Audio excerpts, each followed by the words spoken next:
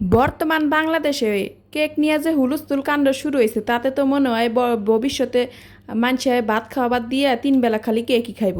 ঘুম থেকে ওইটা সকালবেলা কেক, দুপুরে কেক, আবার বিকালে যদি মনে করেন যে এলা কিছু খাইবার মন ধরে তখনও কেকই খাইব। আর রাইতের কথা তো বাদ দিলাম, রাইতে মনে করেন যে একেবারে গলা পর্যন্ত খায়া খালি আরামে হুইয়া থাকবো। আবার মধ্যে রাইতে যদি মনে করেন যে কোনো কারণে ঘুম টুম ভাঙ্গা যায় তখন যদি কিছু খাইবার মন ধরে তখন আবার কেকই খাইব। কেক ছাড়া কোনো কথা হবো না, চারিদিকে খালি কেক আর কেক, উত্তরে দক্ষিণের সামনে পিছনে ডাইনে বামে খালি কেক আর কেক।